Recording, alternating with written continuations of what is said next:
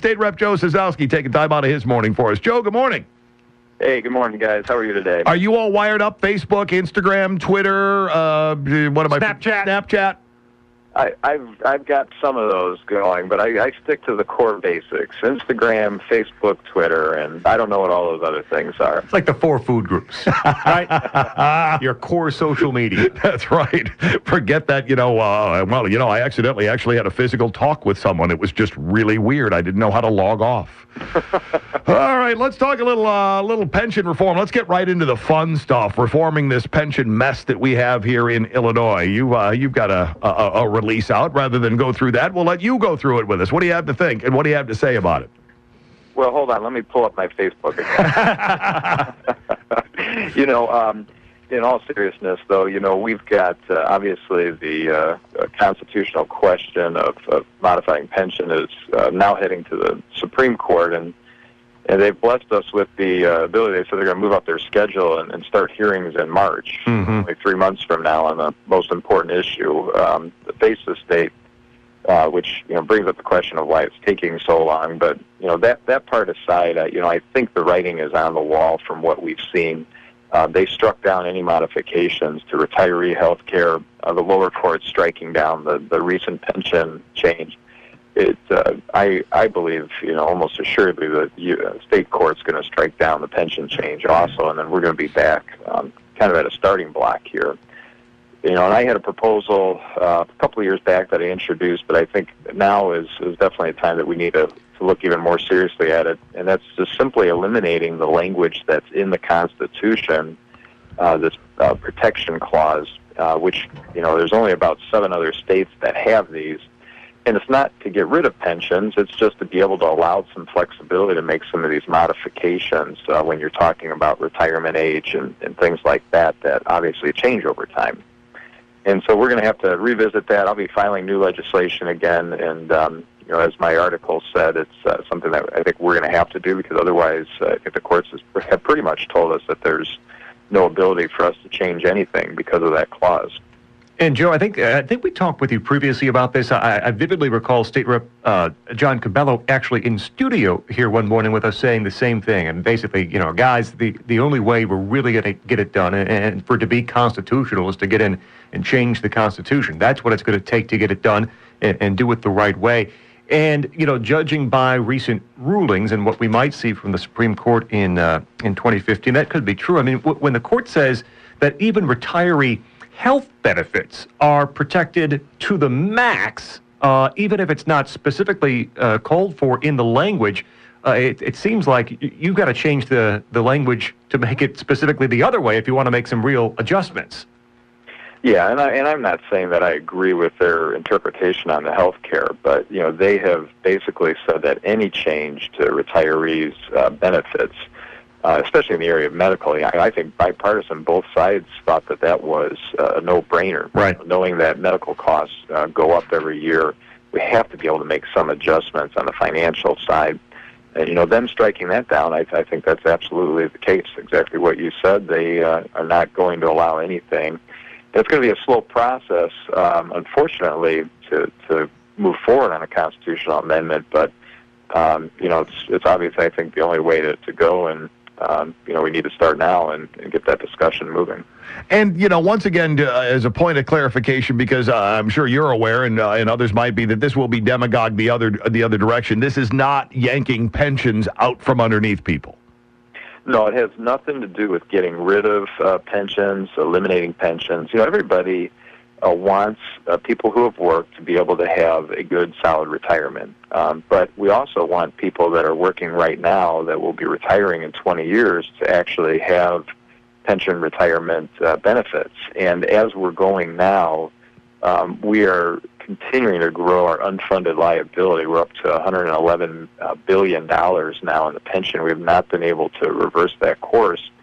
And until we do, workers, future retirees, are in grave danger of having their benefits drastically reduced. And we've seen places like Detroit. Now, granted, that's a city. It's not a state. But look what happened there. And, retirees basically had to concede huge amounts their benefits, and we don't want to have to end up getting to that point. But we need to create a system that shares the blame equally across the spectrum to make some modifications. Or we don't have to be drastic things, but just we need to talk about retirement age, we need to talk about COLAs, and we need to talk about those big drivers that are going to continue to get worse as people live longer.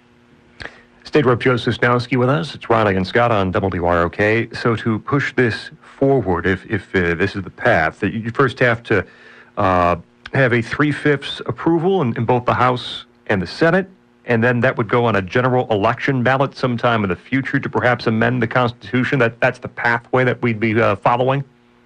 Yeah, exactly. It will take obviously some work, but you need 3/5 in both houses, and there's been some constitutional amendments that have passed. Obviously we're going to have to get bipartisan support on this. If we use the same formula of the health care reform, though, I think we have the votes there. It's going to take leadership on both sides of the aisle to really push that. But like you said, again, it's got to wait for the next general election, and then the voters, by majority vote, can make a decision on whether or not that's something they agree with. And I think when it comes down to it on the financial side, most average folks that I talk to, and again, most people are not receiving a cushy government pension that goes up 3% every single year, and all these cost multipliers and special incentives that they got in early retirements. Most are not receiving those benefits. So I think on a fairness issue, we just have to look at that and say, hey, at a certain point, this isn't fair to the taxpayers who have to foot the bill. And I think the taxpayers, in large majorities, I think will support our ability to make some modifications. And I think they do already. It's a matter of us not being able to get it done between the legislature and the courts right now. Yeah, when you look at polling and you hear what people have to say about it, it'll be interesting to see what the so-called leadership will end up doing, because this will be one of those where you can actually see who's really interested in getting this fixed and who's really interested in just continuing to pay lip service.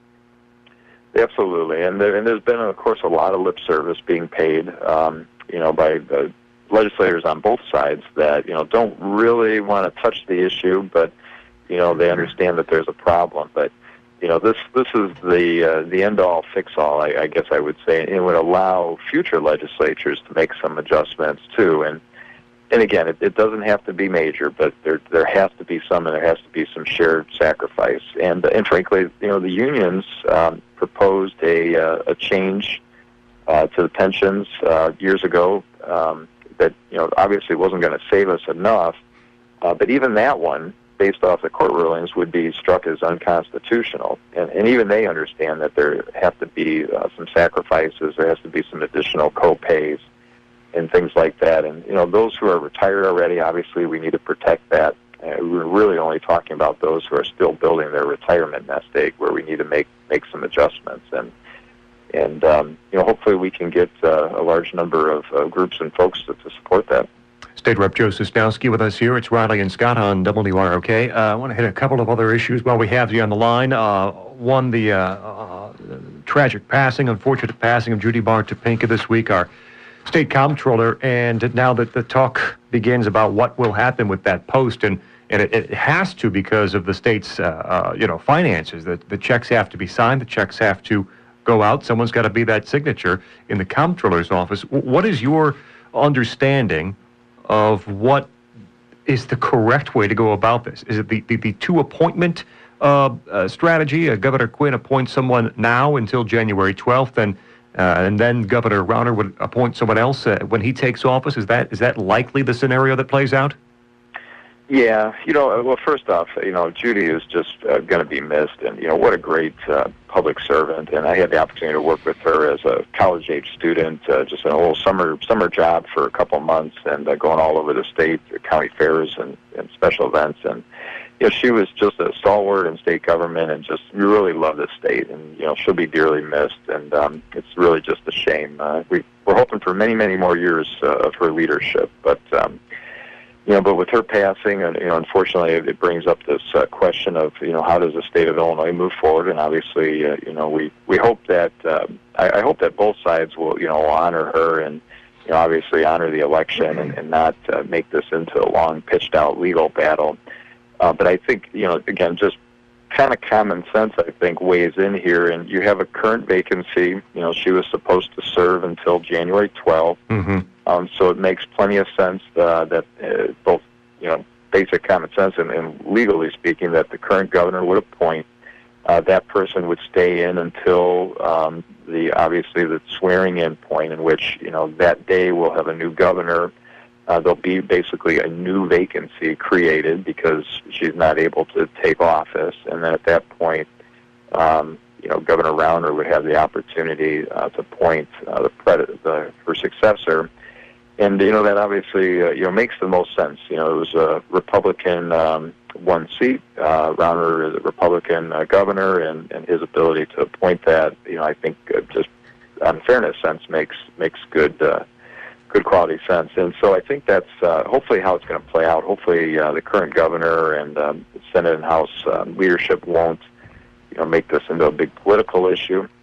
Now, having said all that, I think long term we probably need to look at our Constitution a little bit. There probably should be some sort of provision for a special election, at maybe the 2-year mark through a vacancy like many local offices have. But as of right now, that's not part of our Constitution. But that'll have to be a future discussion. State Rep Joe Sosnowski with us. The other issue, I'm sure you've heard about it because we have, and there's a lot of discussion about this eavesdropping bill and what it says and what it doesn't say. And the stories are saying, well, Illinois lawmakers have passed a bill that bans recording the police. My reading is that that's not really what it does. Not in public situations, perhaps in private situations. What does this bill do with regards to concerns that some people are having now about whether or not it bans recording the police? Yeah, a lot of misunderstandings in this law, but essentially we have to have some sort of eavesdropping provisions. You can't just not have one. And so, this law, in very just common day-to-day terms, if somebody is tape recording, let's say you got pulled over by a police officer and you have a tape recorder in your car and it's videotaping, that's a public setting. It's the two of you. If there's police action happening out there, there's nothing that stops the public from videotaping police officers in their public duties. The provisions that allow or don't allow for videotaping is when would be privacy expected. In the cases of where police officers are at the police station, working in their offices, and somebody just happens to be in there and decides to start taping a conversation. Those are areas. Obviously, they have workspace. They're expected to have some privacy there. If there's a closed door discussions happening in some sort of place, if somebody's sliding a recording device or videotaping them in a private setting, those would be the areas in which it's not allowed. And the same goes for citizens. I can't follow you around taping you in a private setting or in your home, for instance, or that gets into wiretapping and what is truly eavesdropping. So, I believe this provision allows for the public to be protected, and just clarify some of those things. There's been a lot of misinformation out there, but I think as people continue to look at this bill and the courts look at it again, hopefully this will work itself out, and everybody there'll be a good public awareness of what exactly this is. Basically, just to summarize, if it's a public situation, if you're at a festival, if there's a public safety something going on, even if you're pulled over by a police officer and you have a dash cam, that is a public situation. You're on the roadways. There's not an expectation of privacy. The law does not touch those sort of recordings. If you and an officer are I don't know, in a conference room or something like that, there becomes a more of an expectation of privacy, and that's where the law might come in?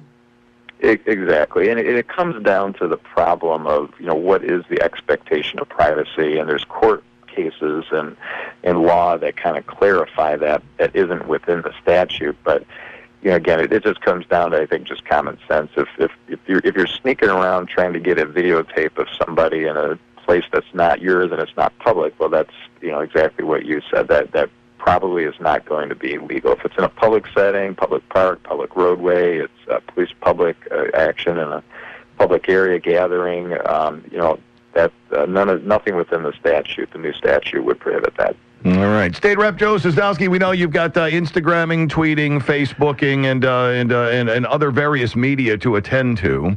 I got to get back to all of that, absolutely. Thanks for your time. Have a great weekend. No problem. You guys have a good one. There we go. There's Joe Sosnowski.